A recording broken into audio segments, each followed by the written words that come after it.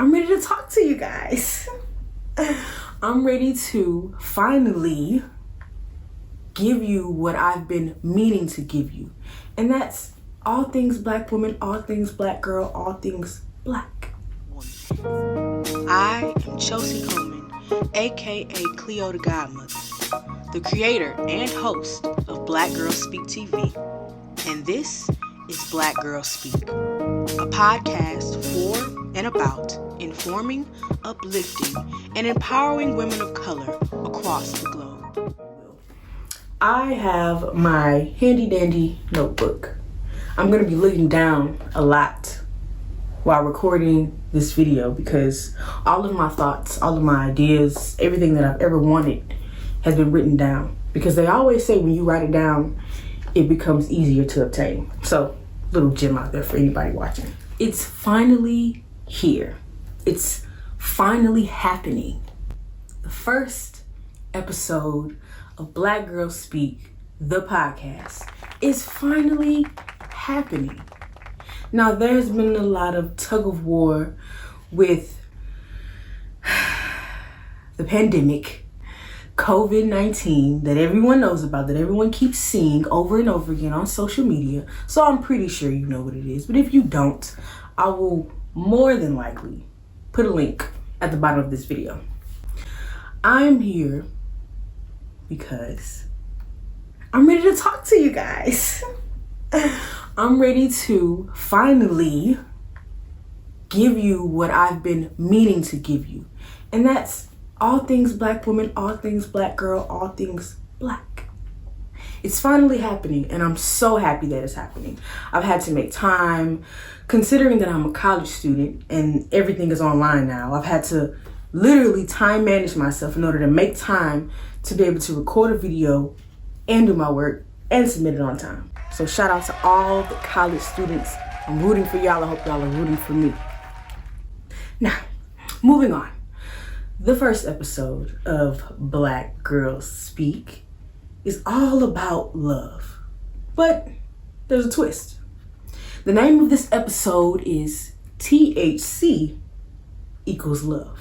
Now, when you hear THC, the first thing you think of is marijuana. Oh my God, weed, cannabis. But it's nothing about that. THC stands for, in my terms, the healthy cure, the healing component, so Mick Jenkins would say.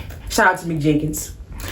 I think that love is really the cure to everything, especially with a pandemic going on like this. There should be lots of love, lots of encouragement, lots of positivity floating around everywhere because people are scared. And they should be. This is serious. But fear is not what's going to make it go away. It's faith that will. Now, let's talk about love. So, what is love? You know, what do you think love is? That's a question that I tend to ask a lot of people just so I can know what it means to them. And it's funny that I ask them that question because I never have an answer myself. What is love to me? What does that mean to me? What does that do for me? Now, love is subjective. It all depends on an experience, childhood. A lot of things go into love and how we perceive it and how we think about it, how we accept it. Nobody can tell you what love is except for you. Nobody can dictate that. Now, let's get a little deeper. Do you truly believe that love can be learned, or is it something that we all have inside of us? A good question, I know. Thank you. I have a lot of those. I feel as though love can be whatever you need it to be. And it's funny because today I was talking to one of my close friends. He gonna know who I'm talking about. I'm not gonna say his name, but he gonna know who I'm talking about. I was talking to him today and I came up with this really, really good analogy and I want to tell you guys. So he asked me, what love meant to me. And I didn't really have an answer, because to me, love is everything that you need it to be. It changes so much. Love is so different for everybody. It can mean so many different things to people. And so in this conversation, as I was allowing myself to analyze the question, analyze myself, I came up with this analogy. I believe love is like learning how to swim.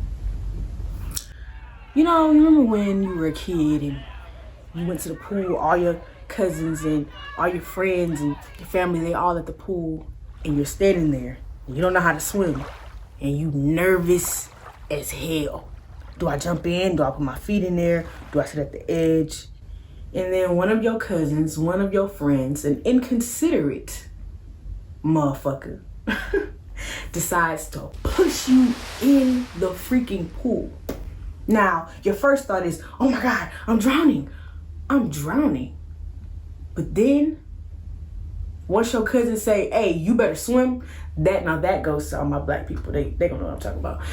When your cousins say, hey, you better learn how to swim, and you start swimming, you want to go back to the pool over and over and over again, because now you're not scared of it anymore. I believe this generation is scared of love. And I say that because, one, I am a part of this generation.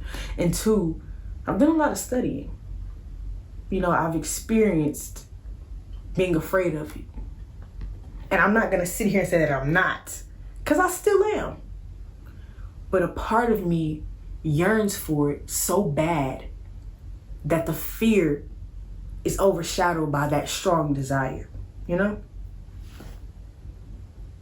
The best thing for anyone to do who's afraid of love is to love themselves first.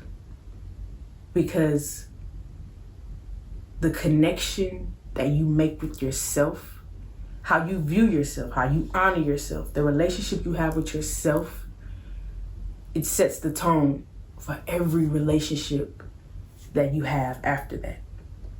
You know, if I think of myself as someone who is beneath others, then I'm more than likely gonna either overly attach myself to someone else so they can fill that void, or I'm gonna be so dismissive that I miss out on a potential soulmate, if you will. Ooh, I just dropped a little gem on y'all. I don't think that you should let society tell you what love is either. Now that I'm really, really big on that. I'm really, really big on that. Society has a really bad habit of changing your mind, of altering what you think, of making you feel like what you think isn't what you think. And I've seen numerous videos of relationships and love, and oh my God, they're so cute. And some of them are. But is that real? Is social media real? That is the question. Is what they're putting out what's really happening? Or is that the good part of their relationship? Don't allow anything to change your mind. Anything that you doubt, question it. Because you wouldn't be doubting it unless it could have been questioned. Moving right along.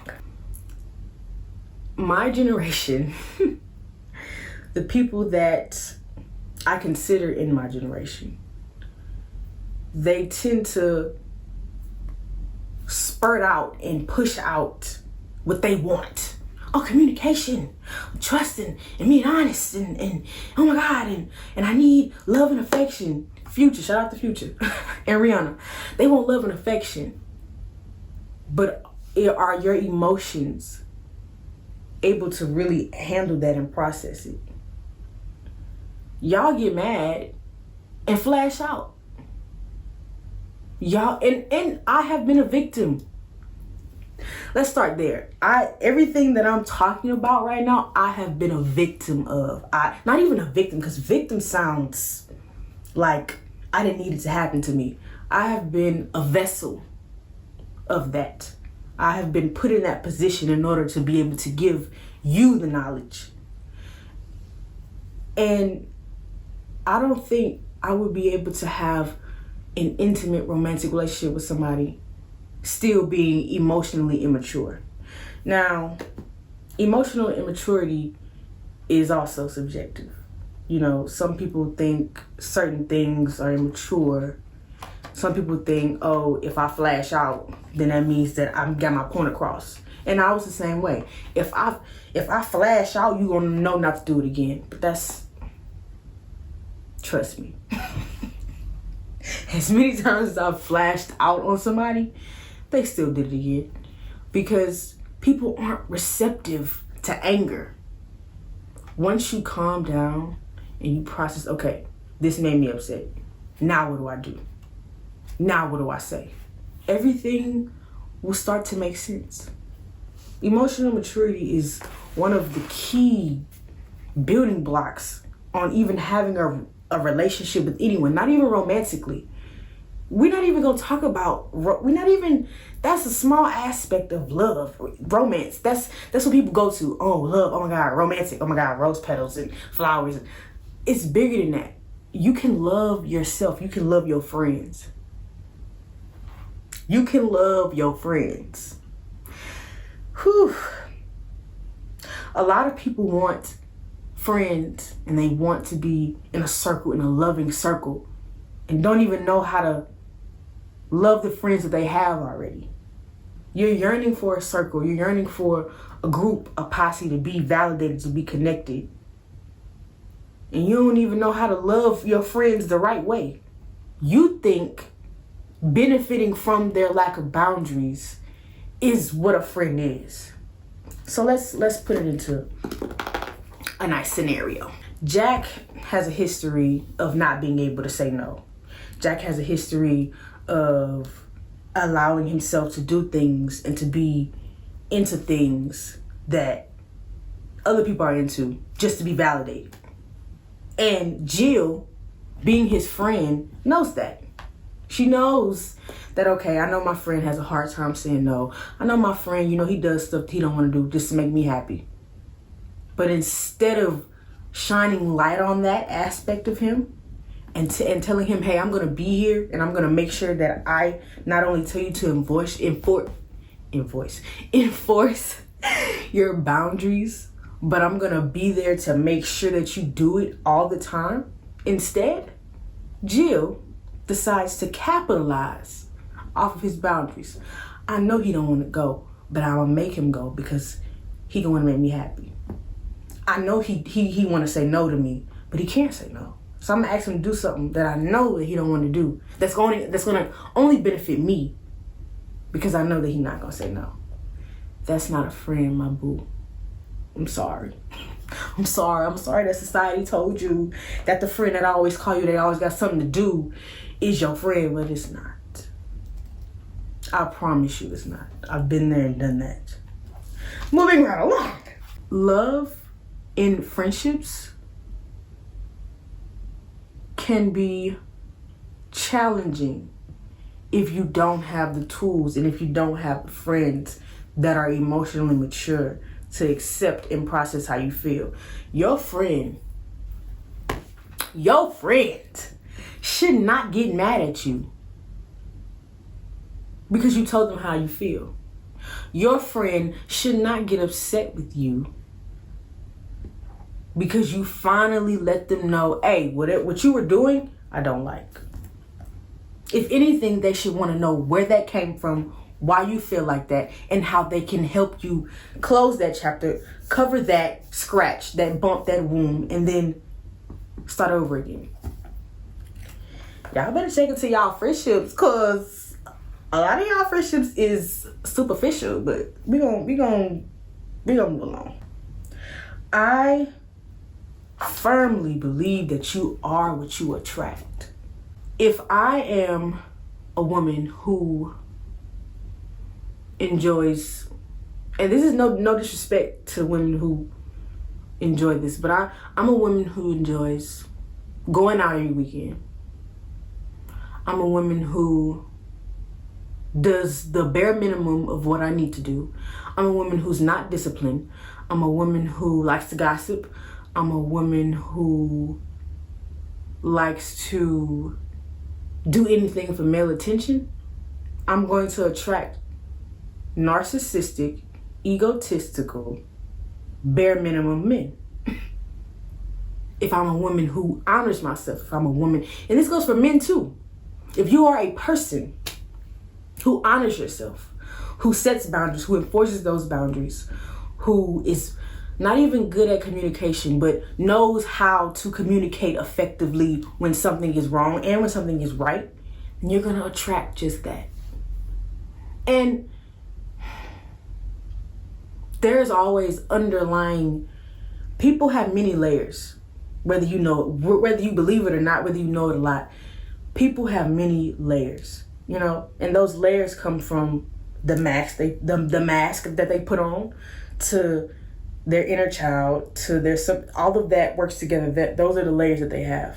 And if you still have underlying trauma, if you still have childhood issues that you haven't gotten over, if you still have things that alter your perception of reality, whether it be what you went through from a last relationship, what you went through from a last friendship, it's gonna bleed into your decision making. It's gonna bleed into how you choose who you're around. Now, I'm also a firm believer in your circle is a reflection of you. Who you surround yourself with is how people are gonna look at you. Okay, I'm around people who don't do their work, wanna sit on the phone all day, but ain't making no money, wanna talk all night, ain't got nothing to do. Why am I spending 4 hours of the day talking to you and we ain't making no money? We ain't talking about no ideas. That's not loving myself, and that damn sure ain't loving you. Cause if I loved you, I would always put you on game. That's another thing with friendships. If you love your friend, lace your friend with the, don't hold out. A lot of friendships, a lot of people in friendships want you to support them and root for them and be there for them. And then when it's your turn, it's, they're my friends, so they know I support them. No, I don't know that you support me. I don't. So what are you gonna do to show me? Love is about showing. It's not about what you say. Any black woman knows when a nigga say, oh girl, I love you, you can't believe that. You what? You huh? You love who? Okay, well, show me.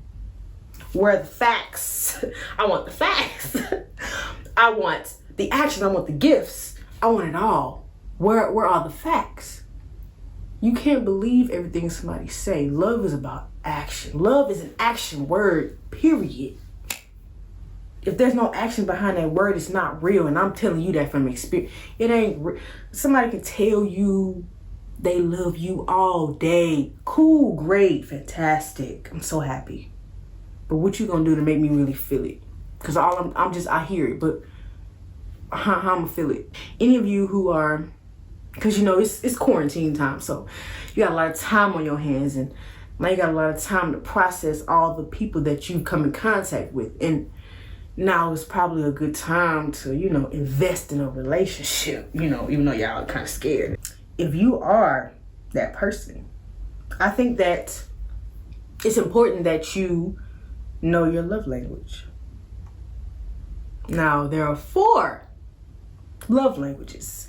It's physical touch, it's gifts, it's acts of service, and it's quality time. So you know what physical touch is, cuddling, holding hands. I think of physical touch as PDA. Kissing in Walmart. Oh, let's kiss in Walmart. I'm not a big fan of PDA, but some people are, and there's nothing wrong with that. And then there's gifts. Now, gifts are a nice little watch, nice necklace, nice pair of earrings. I had to put the earring on that. Whatever, all that good stuff. And then there's acts of service. So that's, oh, babe, I know you're tired, so I'm gonna wash the dishes today. Oh, babe, I know you had a long day at work, so I'm gonna cook tonight. That kind of stuff is for people who like acts of service. And then there's quality time, and that's self-explanatory. You want to chill with your little boo. Y'all want to go out to eat. Y'all want to go to Chili's. Y'all want to go to Red Lobster. It's important that you not only learn your love language, but learn yourself enough to teach somebody else how to love you. It's imperative that you learn your love, that you learn how you love, so you can teach somebody how to love you. Now, we're gonna bring it back a little bit, because some people aren't supposed to know how to love you. And I know that's a hard pill to swallow, but some people aren't prepared enough to learn how to love you. And that is something that you have to learn discernment, and you have to learn yourself to be able to trust yourself and to trust your intuition to know, okay, that person, he or she wasn't ready, but he or she ready, and I'm a teacher. There's nothing wrong with teaching somebody how to love you. A lot of us just expect our partner or our friends to come perfect. No. Just like I'm growing, my friends are growing, the people around me are growing. Life is evolving, we're evolving. I can't expect nobody to be perfect. But I can expect someone who wants to learn how to love me to be patient enough to let me teach them. And let me tell you, if you come across someone who is patient enough to allow you to teach them how to love you, you might as well go and get married. You might as well wrap it up. You might as well put a bow on it and ship it off. Because at that point, you're gonna know, okay, they're ready. They love me so much that they want to learn me. They want to be able to know already what to do, how to do it, so it can be no misconceptions.